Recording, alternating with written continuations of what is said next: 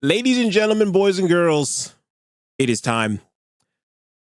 Time to grab that document that is below this lesson. That is the Strategizer 360 framework. Go ahead, grab it, make a copy, come back here. Pause me for a second, take a look through it, read through it, try to understand it just a little bit, but it's okay because that's what this lesson is for. We're going to walk through it. Go ahead, take a second, look through it, and come back to me when you're ready. All right, now that you had a chance to go ahead and do that, let's hop straight into the lesson. We're starting off with BSQ. What is BSQ? BSQ stands for, it's really an acronym, and it stands for, let's start with the B, think big. Your goal needs to be absolutely massive, like 10x whatever you initially want. In fact, there was actually a meta-analysis, and this is going to be also a link underneath this lesson as well. You can find all the research that I was looking into below this lesson as well. So I'm going to link this one here. But there was a meta-analysis that found that setting a handful of ambitious goals and providing feedback actually improved performance enough to move a team that was quoted as average into the 88th percentile of performance. And again, I will link that source to that research below if you want to go through that. But the point is that when you make your goal ambitious and massive and increase the scope of that goal, you actually end up being able to achieve it more than likely. And in fact, I actually made a little bit of a short here. This is one of the shorts that are actually on my YouTube channel, Motivate, Grind, Succeed, right? The YouTube channel that goes along with everything. So what I'm going to do is I'm going to play this here so you can actually see what it is that I had to say about this actually in a past episode. Just let it go crazy with it. This is where you allow your aspirations, your ideas, your goals, everything. When they talk about the sky's the limit, no. Your creativity, the universe, that is the limit for where you're supposed to be thinking. That is where you want your goals to be. There is no ceiling. You can do whatever you want. You have all the clout you want, everything. That's where the dreams need to be. So there you go. Essentially 10xing. That was the idea that I had behind that, to 10x your goals. So that's the B in think big, okay? The S is to act small. This means you want to incorporate what I love to call an IPIT. It's an IPIT, and that is the acronym for an incremental positive impact tasks. What in the world does that mean? It's a task that is so infinitesimally small in comparison to the gigantic goal that failure seems virtually impossible. This goes back to the saying, to eat an elephant, you start one bite at a time.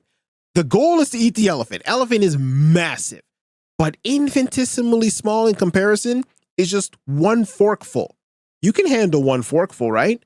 So you just do one forkful by one forkful by one forkful. Okay, I'm full. Come back when I'm hungry again. Another fork, another fork, another fork. And over a period of time, that elephant will eventually be eaten. Why is this important? Why can't we just hop in the deep end and just get stuff done? Well, doing IPITs allows you to build your belief in your ability to achieve the goal that you have set for yourself. How so? Well, by doing the small tasks over and over and over again, as we talked about in one of the previous lessons, it goes ahead and it activates that feedback loop in your brain. And in fact, it shortens it heavily. So that way you get that hit of positivity, that hit of dopamine and everything that goes on in your brain when you actually accomplish a goal. So once you accomplish the goal, you get the hit, the positivity hit, and then you want to go ahead and do it again. So back to eat an elephant example. If you want to eat the elephant and you start with one forkful, your goal is to eat the elephant, yes. But if you focus on, okay, my goal for today is to eat one forkful of elephant, and you ate it. Voila! You completed the goal for the day. I ate my forkful of elephant. Can I eat two? Okay, sure. Go ahead, eat two. Now you're an overachiever. Look at that. You're now an overachiever. You overachieved your goal. Now you just do that every single day over time. That's the feedback loop. And so as I talked about in a previous lesson as well, this leans into some more of the science with neuroplasticity, which in plain terms is the ability for your brain to grow, reorganize, and quite literally you can change the way that you think and act by forming new connections in the brain. This happens all the time. Every time we form a habit of whatever it may be, That is neuroplasticity in work. Think about it this way. It didn't take you one day to learn how to walk. It took you many, many, many, many more than that, because your brain had to form the connections and the capability for you to be able to take one foot in front of the other and continue to step. To be able to write, you had to formulate in your head. You had to practice the muscle memory. You had to work on that continuously. That's all neuroplasticity in work. Now, the cue is move quickly. Now, feedback loop is great.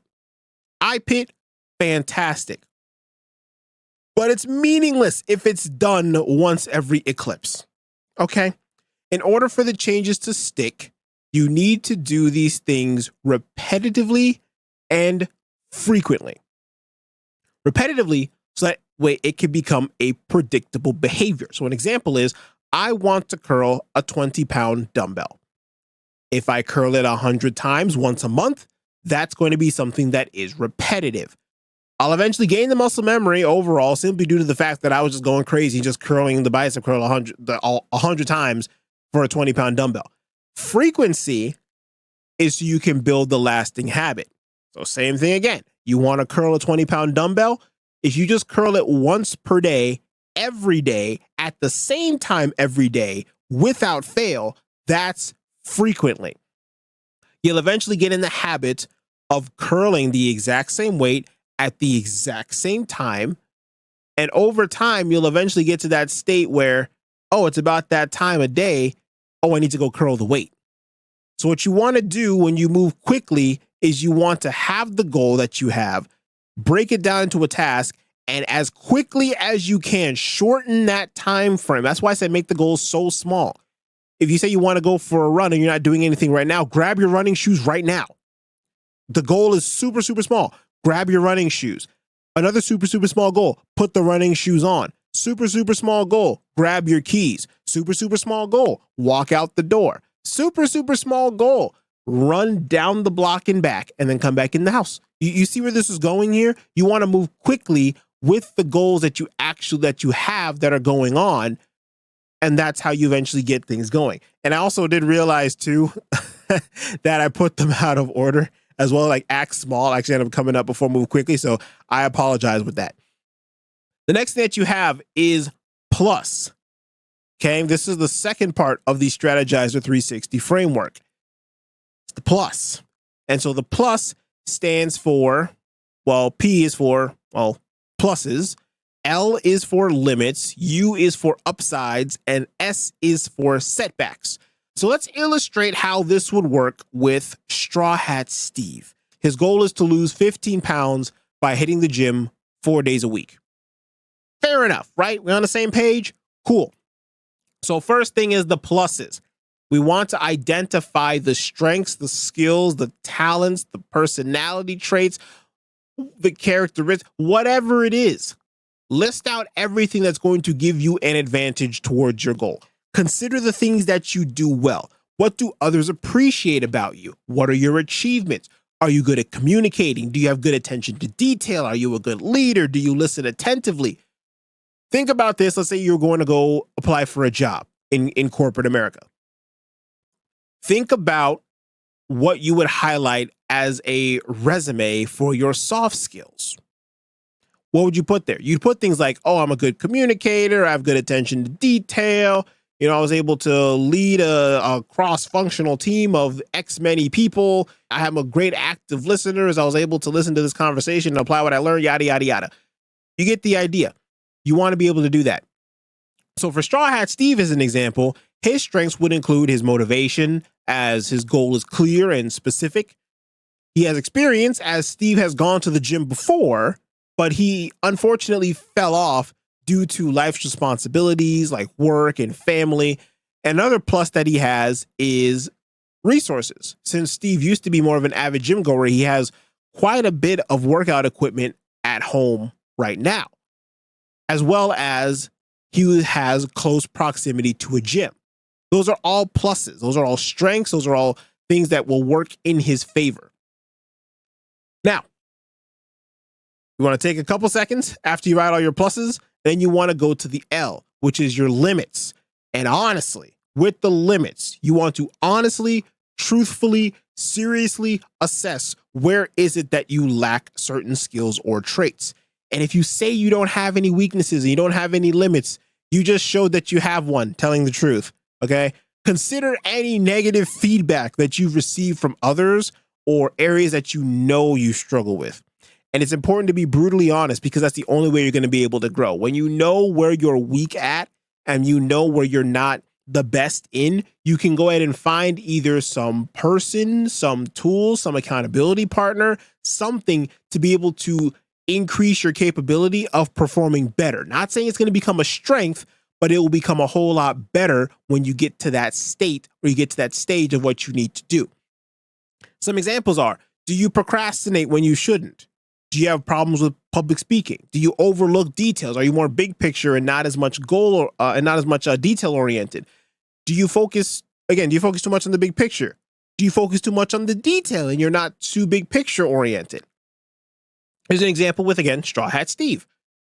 His weaknesses include time management, as he has a problem with making time for his exercise. Another limit that he has is physical limitations with things like obesity and knowledge of how to perform certain moves. And now, while each of these could be a excuse of why not to exercise, like, oh, I don't have the time of day to exercise. Oh, I've gotten too overweight, so it's gonna be very hard for me to get into the gym and keep up with everybody else who's there. Oh, I'm not sure how to do some of the moves that I need to do. I mean, I know how to work out, but some moves I just don't know how to do, and I'm not sure if I can be able to do that. Those all could easily be excuses. You'll notice that as you're writing down your limits, almost every limit, if you try, can be an excuse. And excuses are tools of incompetent fools. And they only sound best to the person who's making them. So write down those limits and realize that all of those are limits because they are essentially limiting beliefs. Sure, you could say, I don't have enough time, but everybody's given 24 hours in a day. You can make the time if it's that important to you. The goal is strong enough and the why, the emotional behind the why is that strong. You'll make the time. Physical limitations like obesity. I don't know how that's going to be an excuse because if you want to lose that weight and you're obese, naturally, you're going to want to lose the weight. You're not going to say, well, I'm fat, so I can't work out. That doesn't even make sense. And then, of course, there's things like knowledge of how to perform certain moves. If you go to the gym, they're going to have trainers who are there it's their job to help you. Some machines, well, not even some, most machines, at least in the gyms I've gone to, have information and have graphics on the side of the machine. Or let's say you don't want to go to the gym. You have YouTube. There's so many videos on YouTube of things you can possibly look up and instructional videos of how to perform exercises. People breaking down exercises even to a science. So there's no excuse.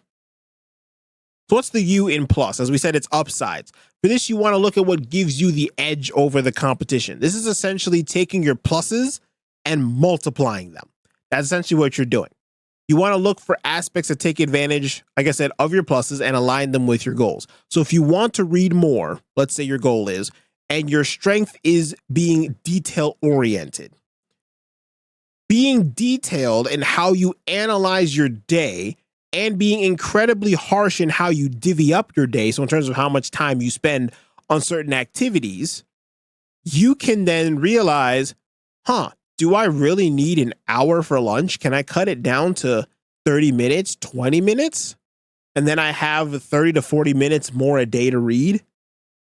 This will take a little bit of brain power to do. I guarantee it'll take a little bit of brain power. But let's look at Straw Hat Steve and let's see what he has to help us out with. Steve understands that one of his limits is lack of knowledge in some of the exercises that he wants to perform at the gym. Fair enough.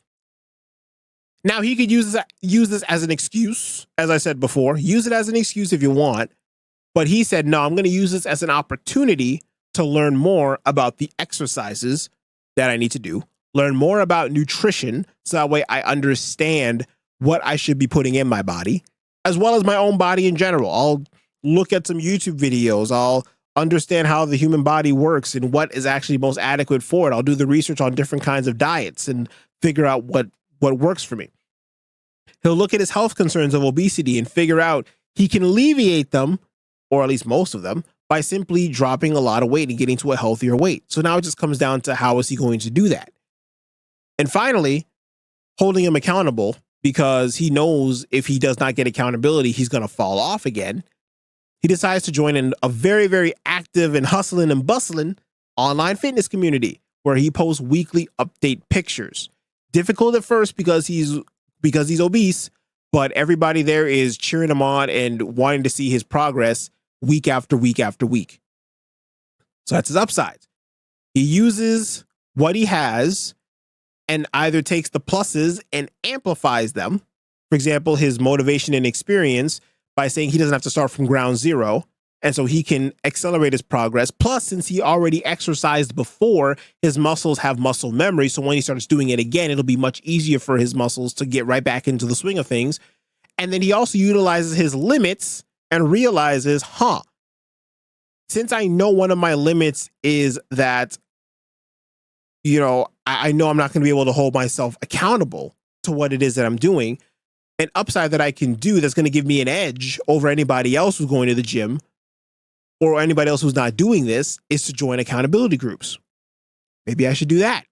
Okay, cool.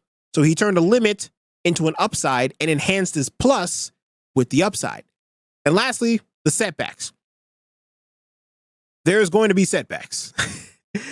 These are going to be both external and internal factors that could jeopardize us achieving our goals and could potentially cause us to take a detour. Consider, let's say you're a business person, consider competition in your industry. For everybody, not just business owners, consider limiting beliefs that you may encounter. And we're actually going to go into a lesson much later on that actually talks about limiting beliefs and ways you can actually overcome that with science. Skills that you have that may not be as necessary, or skills that may become outdated, antiquated, or simply just inefficient due to new tools and softwares that threaten the current skill set and workflow.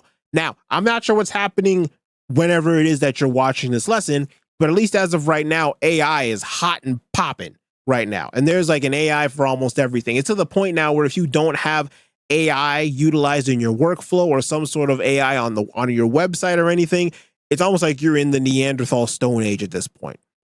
So I'm not sure where we will be at the time you're watching this lesson right now, but understand that there will always be setbacks, whether it be something external with something that's going on in the world or something internal with a limiting belief. There's always going to be something.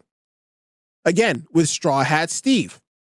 Steve understands that some immediate threats to his goal are going to be things like injury and burnout and other external factors that he can't control. Remember, as we said before, he's a family guy, right? He's got, not the TV show, but he's a family guy. He has a wife, he has kids, so they're going to require time of him. And even though he has a planned day where he's going to get ready to go to the gym around lunchtime, unfortunately, his daughter got sick in the middle of the day and he can't do the exercise right then and there. So he has to pivot. That's going to be a setback right there. But he can see that as a setback and then make the excuse, I'm not going to work out today because my daughter is sick. Or you can take the half a day from work because you're already at home with your daughter. Take your daughter, bring her home, help her out. And then what you can do is now that you're at home, you can do an at-home workout now. Instead of making an excuse of I have to go to the gym, work out at home. So you see, there's always a way to be able to transform these setbacks and everything into an upside that you can be able to utilize. And finally, the last part of the Strategizer 360 framework is the SMARTer goals. SMARTer goals, as you all probably know, if you've listened to my podcast before, I am a huge fan of SMARTer goals. This is just what SMARTer goals are. Specific. The goals should be precise and they should be well defined. As we talked about before, they need to be clear. Remember the goal setting theory? It needs to be clear. You need to be crystal clear on what this goal is. Measurable, that there needs to be a way to measure success or progress. That's simply what it is. You just have to have a way to measure it because whatever isn't measured, you cannot see if you're making progress or not. Achievable, the goal needs to be realistically attainable. It's something that needs to actually be realistic. You can't say I want to lose 30 pounds in 20 hours. That's not going to happen. 30 pounds in, let's say, oh, I don't know, 6 months. That's way more achievable because 6 times 5 is 30. That's 5 pounds a month. You lose about a pound and a 1.25 pounds a week, which is roughly in line with 1 to 2 pounds a week of healthy weight loss. That's doable. But 30 pounds in 20 hours is not doable. Relevant as well. It needs to be related to your life or career path. Or if you want to make a pivot, it needs to be related to that. Like just saying, oh, I want to go to space is cool. But if you're not trying to actually go down that path, or you don't actually, it's really just like a nice thing to say. It's a nice habit to maybe research or go into. Maybe it would be more realistic to say, I would like to go to space, but is it relevant to what it is that you want to do in life? Because otherwise, nothing's wrong with saying you want to go to space.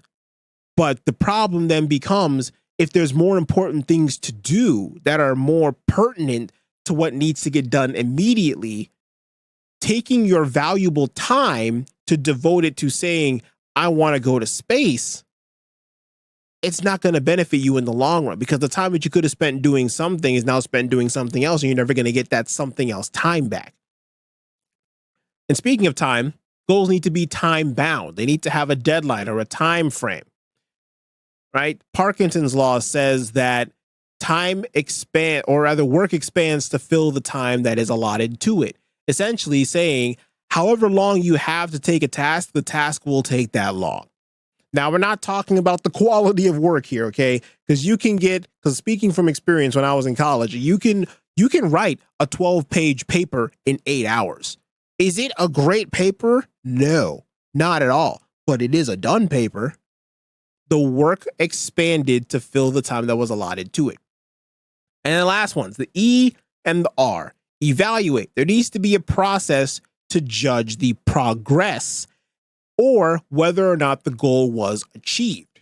If the goal was not achieved, are you still on track to achieve it? This is why a lot of companies usually have their quarterly check-ins or their biannual meetings or things of that nature, because you need to have a period of time, like a groundhog, where you pop up out of the ground from your period of time of grinding hard and working to evaluate your surroundings, see where it is that you are, make sure you still see the goal ahead of you. And then once you see it ahead of you, all right, back to a groundhog, back under the ground, back digging. And finally, review and refine. The goals should be reviewed and updated periodically. This goes hand in hand with the evaluate because situations are bound to change. Life is bound to happen.